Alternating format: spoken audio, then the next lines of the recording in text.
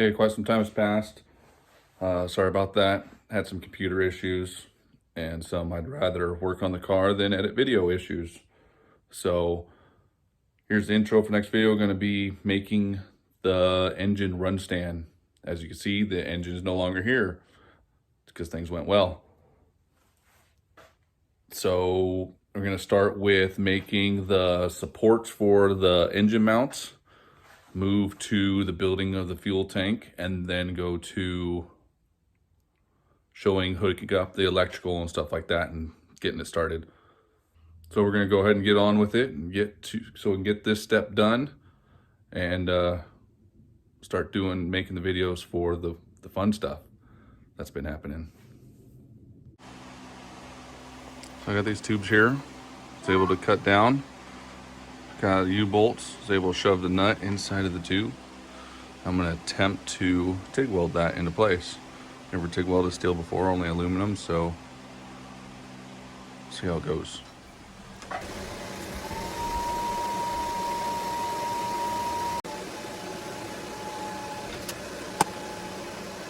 Steel is so much easier than doing aluminum.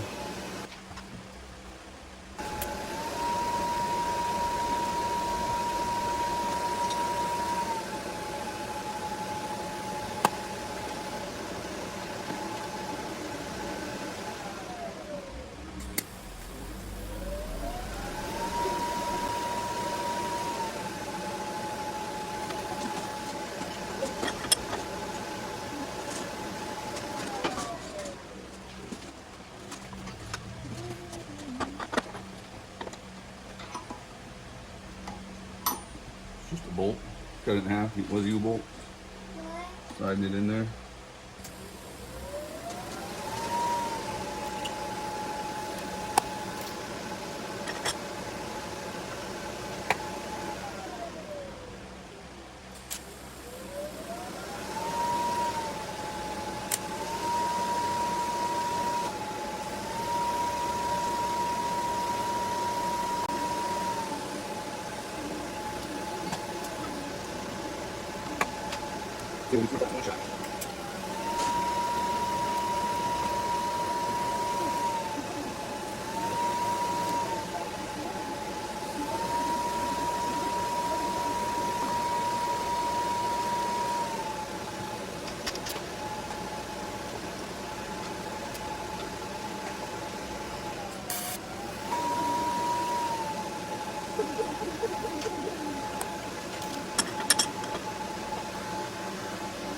Not an excellent, but they should do. The other one looks about the same. This one should be more fun. When I say more fun, I mean way beyond my skill level.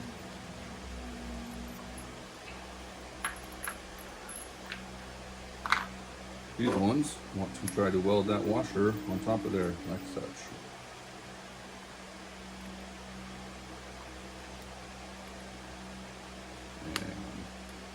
Did not burr it, so that makes it easy to decide which side the washer is going to go on.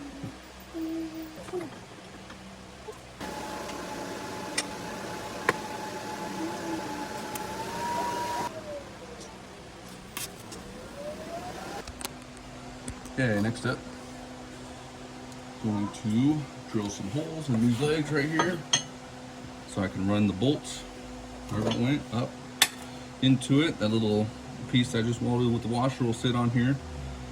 I want to be able to, like I said, I want to be able to break everything down so it's not as bulky and just easier to store. Then I can just zip tie it all together and throw it under a bench somewhere, probably to be never seen again. But this way it just makes it easier to store things.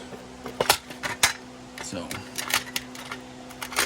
let's determine what size we're ending at because I'm terrible at my bolt sizes. So it looks like we have a 7/16 bolt. So to give us a little bit of slop, we're going to finish at 29/64. We're going to start off with 7/64. So I don't like using my actual dead-on sizes because I don't like wearing them out for just stepping stuff up. So start off with that. We'll go to row 21/64. So, 3-step process. Let's find out where our center is. Ish. Let's drill it 7.5.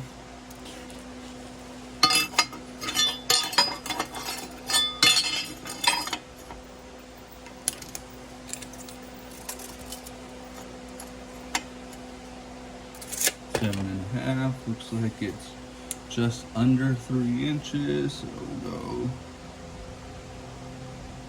just under 1.5 inches. Make sure we're right on. So, right about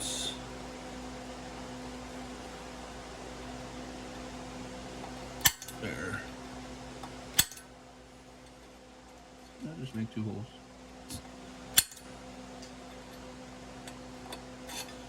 Okay, now what?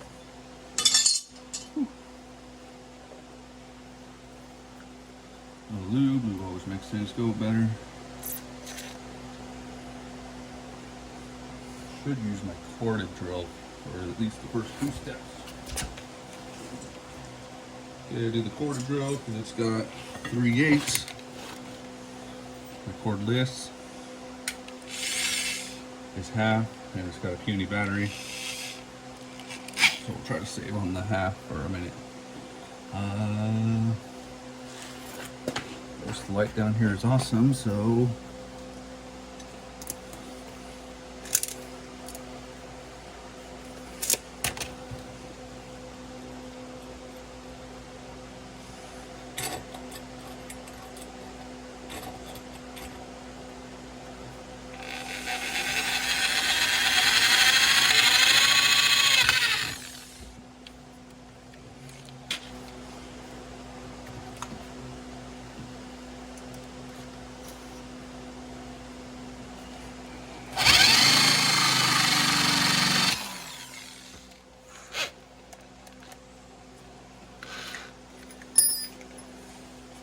oh, yep, that's what it goes.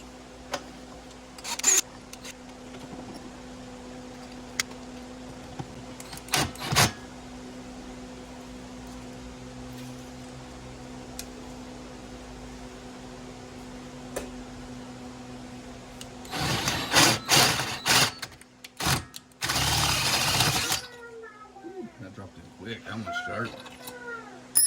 There we go. Easy peasy. Let's clean up the mess. Lube.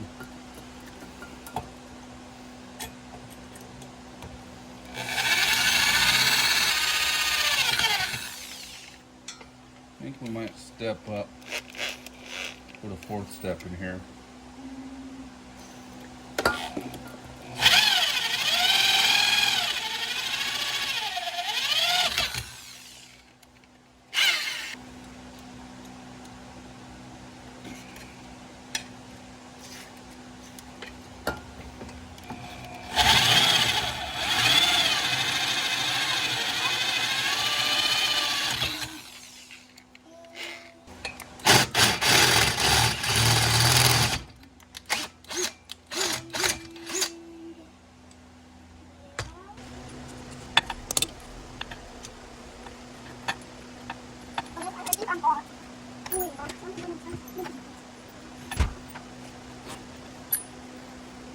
Trying to get that little nut right up there. Oh, okay. I guess I need to go back. There.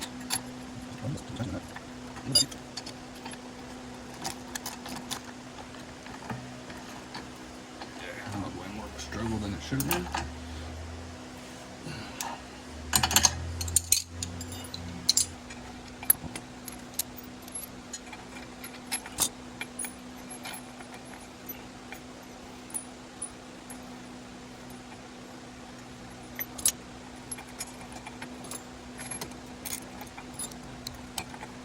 Not bad, let's go.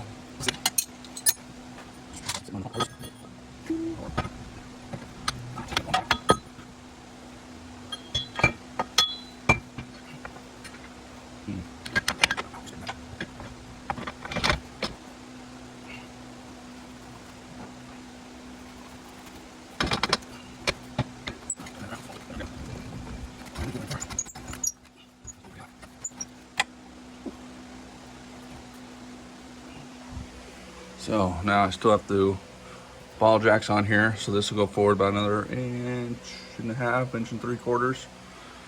Should line up just enough to be able to get a decent weld on here. Then I got this nut here, so I can be able to turn this by the wrench. This will stay put because it'll be attached to here. Gonna through drill this, probably in a T. Well, I guess there's really no need for a T. Probably just once, and then I'll get a pin with a little clippy on it. That should hold it in place. Might be overkill, but what the heck, Greg?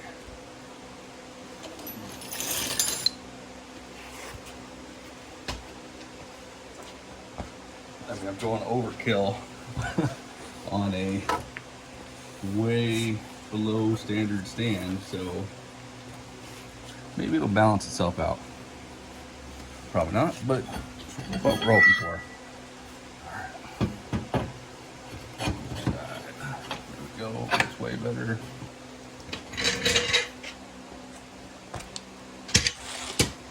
Maybe if I pull it out of the scope, use the cord, yeah. Oh, yeah. Ooh, there's something I didn't foresee. Can't turn that.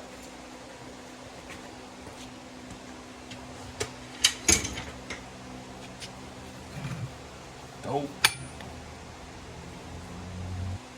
But it does kind of hinder what I'm doing right now a little bit.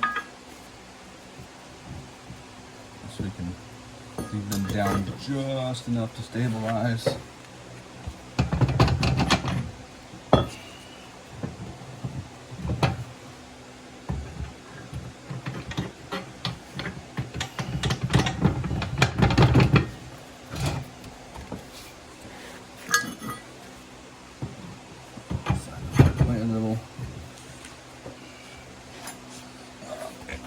Back.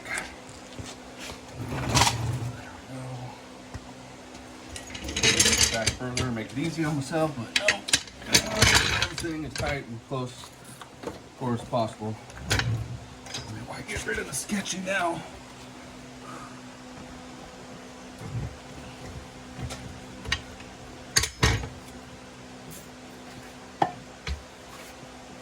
Oh yeah, that's proper. Not right. Oh. Did you drop your motor and crack it?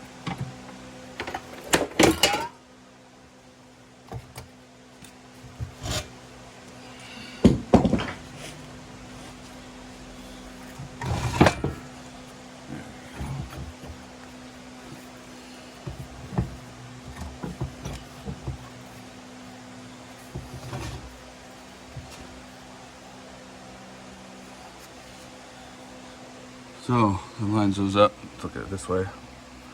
Right about in the middle. Probably gonna cheat it back a little bit. No. Let's bring it up. Yeah, like that a lot better.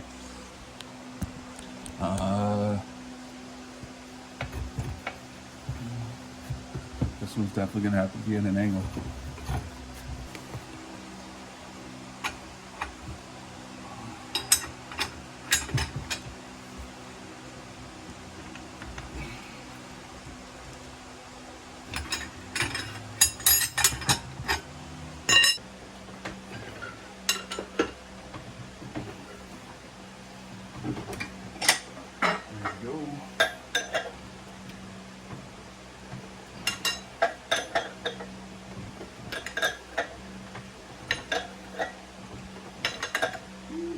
Taking all the threads out of that nut. Yay! We get to do it again. I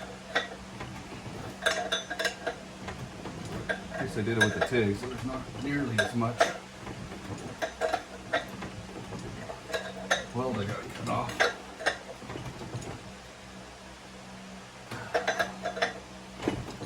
Spot weld next time, maybe?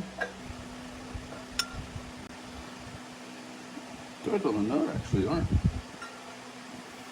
terrible. Look at this, messed up that last little bit in there. Yeah, you can't hardly see that.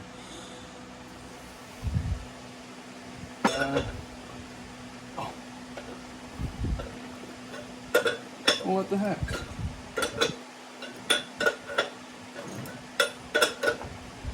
I fully leaned into that, so I can be just like the other one. I guess not fully because I didn't fall on my face, but definitely had a strong lean. At least medium strong lean. I have to turn this one by hand. You know, instead of fixing the threads on this other end, I have another one of these. I wonder if it's here or there. Right here. It's not as clean, and I haven't doctored up the threads, so they're probably damaged in some way. But they're not that damaged.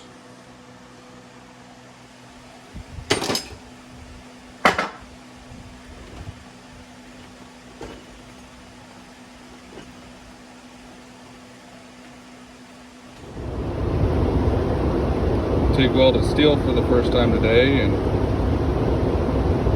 I think this has become my new favorite welding process. That came out great. I mean, terrible because I suck, but look how much knot buildup there is from the MIG. And the MIG still has its place, but that's awesome. Guys, what I got so far for the fuel cell. Nothing too fancy. Got this bent up. Nice little ring cut out to locate the fuel pump assembly. And for the bottom, I have another piece to clamp well in there. It's got a little drain plug on the bottom, so that way I can use this tank later for gravity feed stuff. I have like an old generator and stuff like that I want to put it on. And once I'm done with all this nonsense, but still have the ability to go back and drop another one back in there and use it again for fuel cell for the engine stand. So got this where it fits down in there.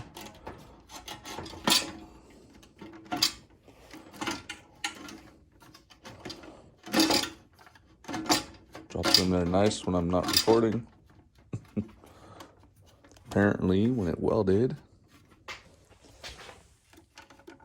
shrink it a little because that used to fit in there really nice. So I'll have to clearance it a little bit when I get this finished welded up. I was gonna have a tough time dropping it anyways because, like a dummy, I welded inside this tab. So, but that's not what it's hitting on right now. Something must have distorted inside of here for the ring. So, not the end of the world. Just file, clean it up. Or it could even be hitting on this ring here. It might have moved when I welded it. Be worth looking at. See if I maybe can cut these tacks real quick, open it up. Maybe it'll slide right down in there. Yeah, because it looks like it's dropping down below this piece. It's just hitting on here. If I got my bits with me, maybe I'll just burr bit these right around here, clean them up, just so it drops down nice. Okay, from there I got somewhere. I lost it.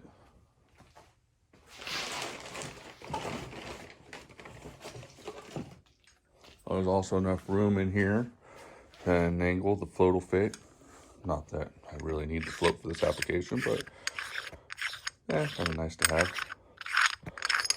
So I bought one of these caps off of Amazon. I weld on there for a filler.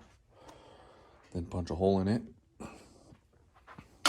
And then eventually I'll figure out what I'm going to do for a vent.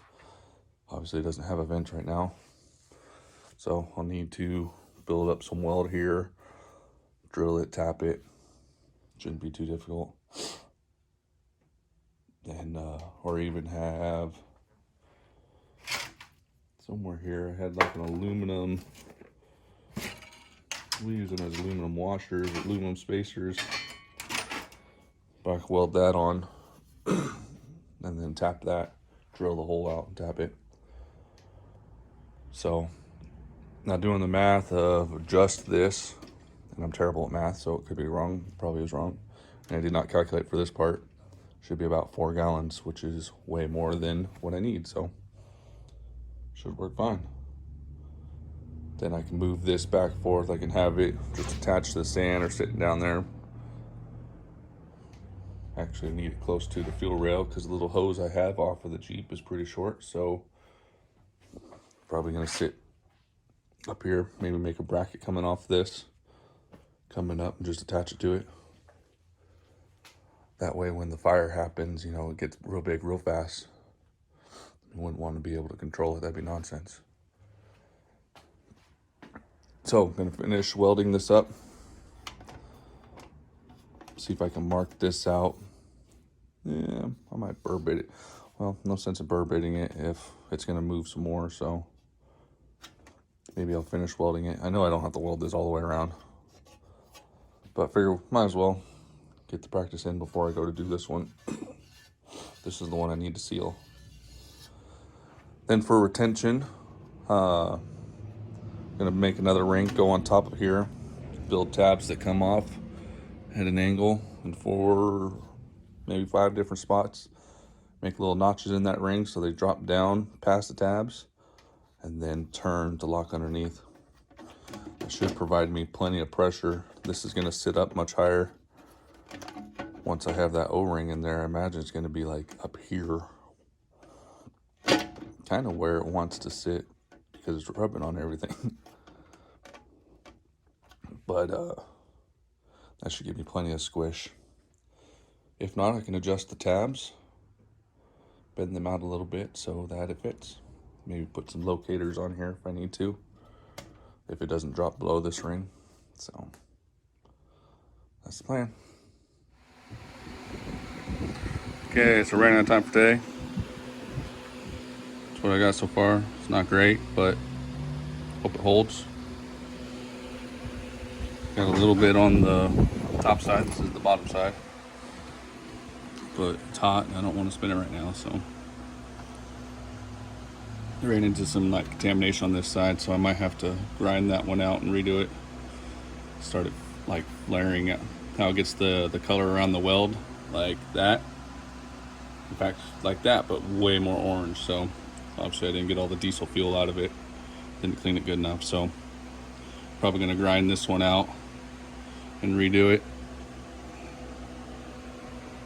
So like I said, that's it for the day. Took a while. I don't even know where my last video was, so I don't know what I showed you last. But finally finished it, I hope.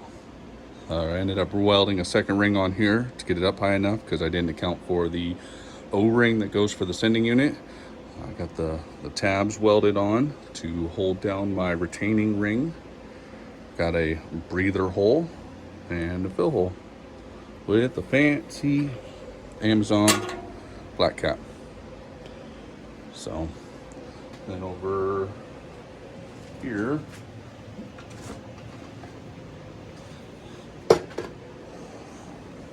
that's the sending unit. Here's the retaining ring. It's gonna go on there. It's really hot right now because I just finished.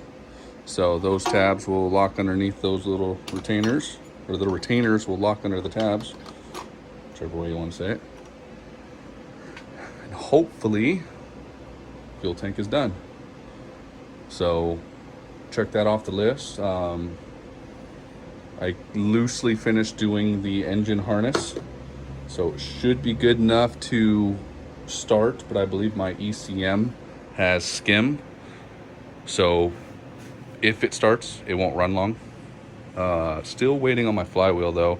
It was supposed to come yesterday. Shipped from LA, went to Oakland, then for some reason went back to LA, so a little frustrating. But it is what it is. So once I get the engine harness on, need the flywheel, fuel tank is done. That's pretty much it, I believe, for trying to start it. Yeah, can't think of anything else. I'm not going to do the cooling system today, just because, you know, I doubt it's going to start because I fully expect it to have skim. So the next step is waiting for HP tuners to release their new interface. So once that happens, I can get one of those coming. Who knows how long that'll take.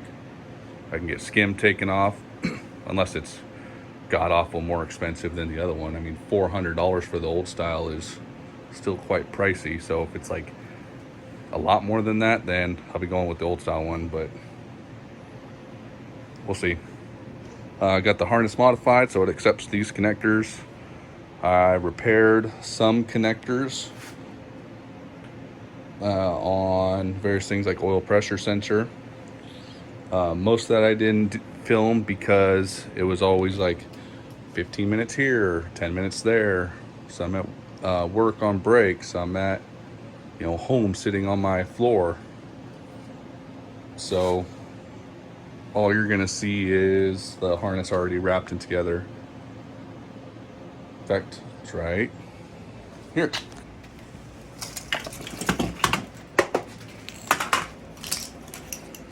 So I got the engine sensor harness is all what's wrapped in the black cloth tape. Then I plan on extending all this, so this is all very temporary. These are actually going to get cut. I have new terminals coming, so these right here will be pinned straight into that connector. Then I also got terminals for this side, so eventually these will be pinned to their wires to be extended to wherever I put the ECM. Haven't decided yet, though. The orange loopy kind of limits me. It's not very long, so I don't know if I could put it inside. I would prefer inside, but may not have a choice in the matter. Got my ASD fuel pump wired up. This one's fuel pump, this one's ASD. Got my OBD2 connector. Something that was hard to find, and thank you for the DIY Hemi guys, help me out. You need to have a 120 ohm resistor in there on pins 6 and 14, or it will not communicate with the ECM. So that'll end up getting soldered in there. Right now it's just jammed in there. I only loosely have this together. That's why it looks so crappy, because I want to be able to put it on my engine stand and find the problems with it. Once I find problems and fix things and start figuring out where actually, or what is missing, because I'm sure something's missing, then I can start going for a final layout of the harness. This I wrapped already because there's not too much deciding on what I can do with that. It is what it is. I could extend some things, but then I'm cutting into the harness and creating issues, and nope, it's just gonna be however far that can reach. More than likely, ECM's going outside just because that's how much wire we got.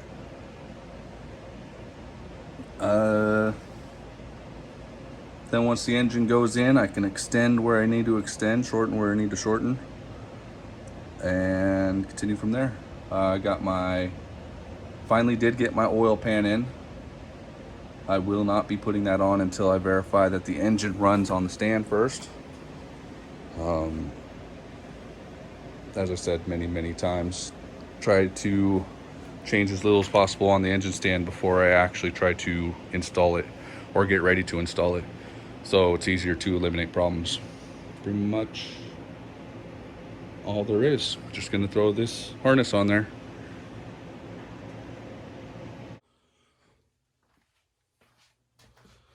Okay, here we go. I know I haven't recorded much of putting this together. I guess I can show it real quick. I got terrible ideas of fuel right above electrical. Luckily, it's secured with these really good condition ratchet straps. I mean, high quality. I got the fuel pedal wired in, hopefully correctly. All this, it is fuse protected, kind of. I've got not correct switches doing things they're not supposed to do, but hopefully it'll work. And hopefully enough grounding. So, got the starter hooked up. That should be more than enough distance before it toasts that starter wire. This side, it's a little closer, but should be fine, hopefully. On the front, I got those covered. Hopefully not an issue. We're just gonna go for a start. I doubt it'll actually run.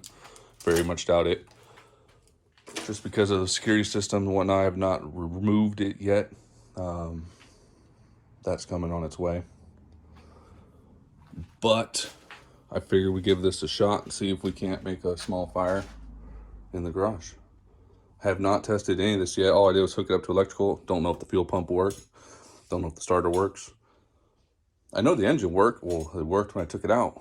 So that should be maybe good. Don't know if the throttle pedal works. This is the pedal out of the Jeep, but I did rewire all the pigtail. Fuel pump ASD. Those should be wired correctly. Heard them clicking while I was testing, but no, we'll find out.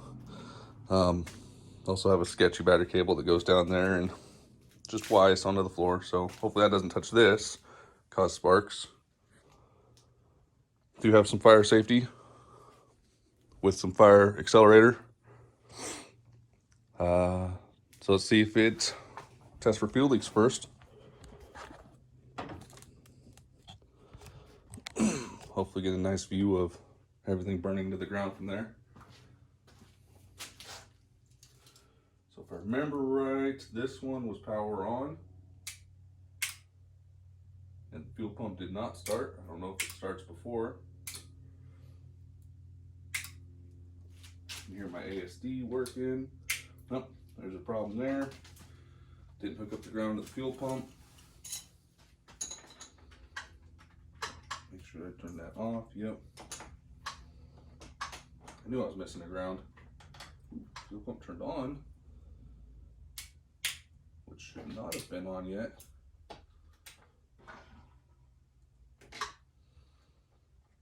Okay, so why does that have power?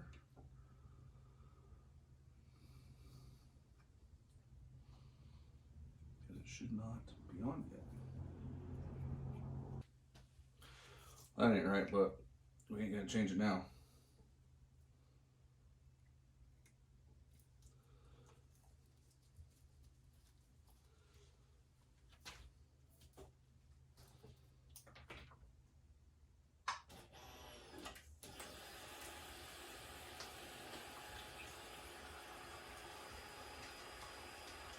Probably should at least put it on a switch so we don't get flamethrower, but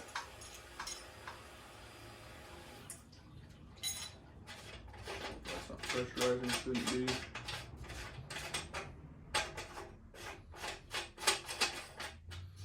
Do I have another switch? Okay, let me find a switch. Okay, simple enough fix.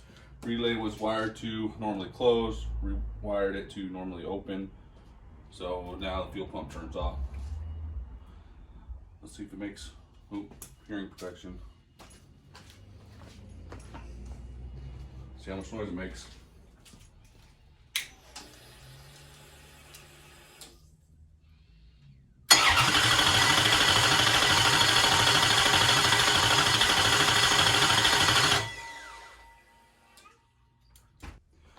Okay, so as you saw, try to start it. Didn't start. Like I said, if it did, I didn't expect it to run long. And I'm not surprised it didn't start at all. So, put spark tester in line. I am not getting any ignition. I believe my ASD is still clicking.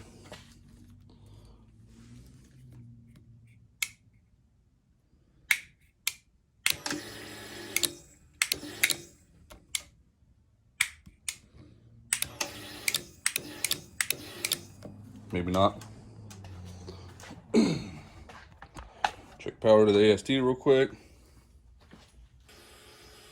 Oh, I believe I have ASD also wired backwards. Oh, maybe not. But it does show the ASD is on right now. Let's turn it off. The ASD is still on. So I have the ASD also pinned backwards. So, and I just rip the wire out of the terminal. Yay!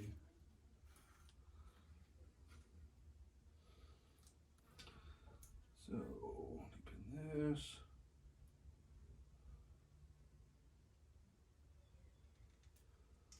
Put it in the right spot. There we go. Deepen this. Probably can't even hear me because I'm like whispering.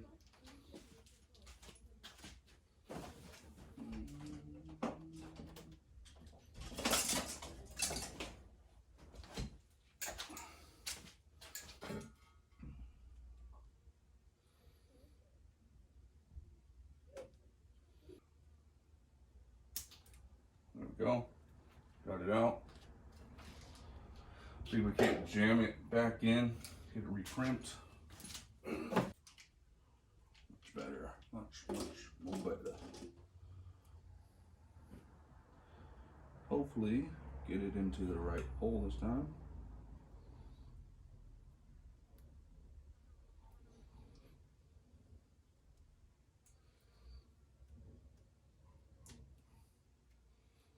There we go.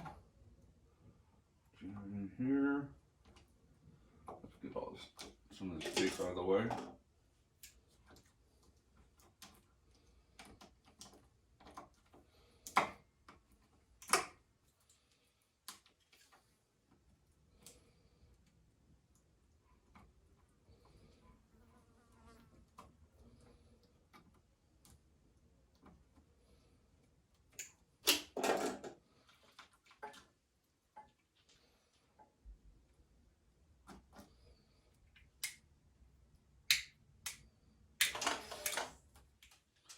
It made more noises. I don't know what the noises were, but it made more noises.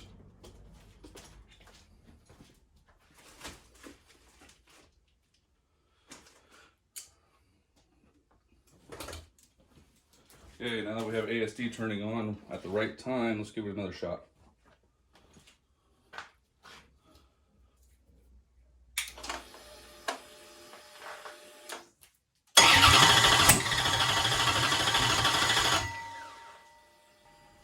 Okay, we got ignition coils firing. Smell exhausty a little.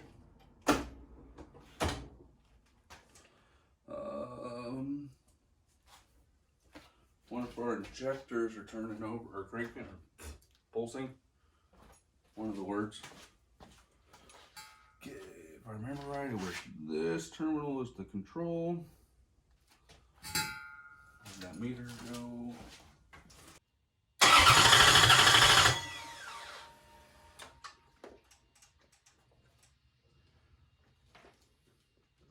That meter, heart rate meter, has not got a fast enough sample rate to pick up the injector, it looks like.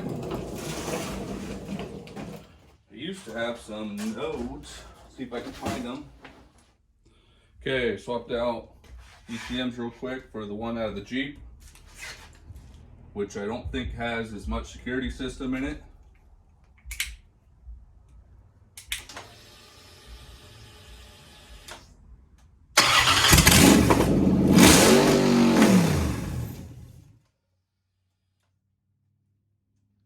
Better.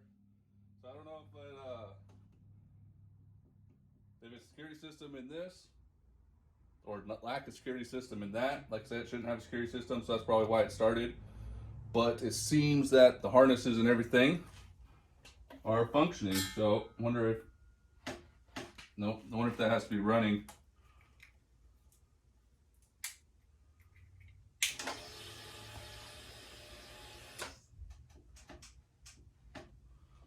Yeah, wonder if it has to be running for it to do that, to run the throttle plate. Let's see if we'll go a little longer. I doubt it, but having fun.